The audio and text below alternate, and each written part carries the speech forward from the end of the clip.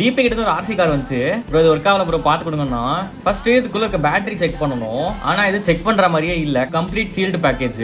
இருந்தாலும் எப்படியாவது மல்டிமீட்டர் உள்ள விட்டு செக் பண்ணணும் சொல்லி பேட்டரி செக் பண்ணேன். பேட்டரி போயிடுச்சு. இதே பேட்டரி என்கிட்ட இல்லாத காரணத்தினால சர்க்யூட்ல வேற ஏதாவது போயிருக்குமான்னு சொல்லி அந்த மோட்டர்ஸ் செக் பண்ணேன். நாலுமே கரெக்டா தான் ஒர்க் ஆகுது. ஸோ இப்போ எதிர் பேட்டரி மட்டும் தான் ஃபால்ட்டா இருக்கணும், இல்லைனா கண்ட்ரோலர்ல ஃபால்ட்டா இருக்கலாம். என்ன பண்ணேன், ஃபர்ஸ்ட் 3.7 பேட்டரி எடுத்து இல்ல டேப் பண்ணி பார்த்தேன். லைட்லாம் இருந்தது, பட் மோட்டர்ஸ் எதுவுமே சுத்தல.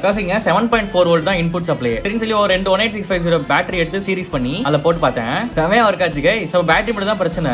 என்கிட்ட 14500 பேட்டரி இல்ல, இது குட்டி வெர்ஷன் டபுள் சைஸ் தான் இருக்கும். இதோட ரேட்டும் அதிகம். சரி டக்குன்னு கடையில போயிட்டு பேட்டரி ரேட் கேட்டா 130 ரூபான்றாங்க. ஆன்லைன்ல பார்த்தா 105 ரூபாய் இருந்தது.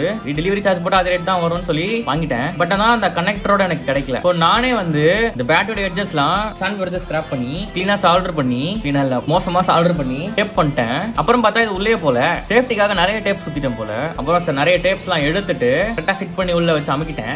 ப்ராப்பரா ஃபிட் ஆயிடுச்சா, ஆன் பண்ண பக்கவா இருக்காது. இது பாத்தீங்கன்னா ஒரு 1000 mAh பேட்டரி, பட் 600 mAhலாம் வெறும் 30 rupees தான். 1000 mAh தான் ரேட் அதிகம். இல்ல பாருங்க 2 மோட் இருக்கு போல. சவுண்டுமே செம்மையா இருக்கு. இந்த கார்டு லிங்க் டிஸ்கிரிப்ஷன்ல கொடுங்க, வேணும்ன்றவங்க பாருங்க.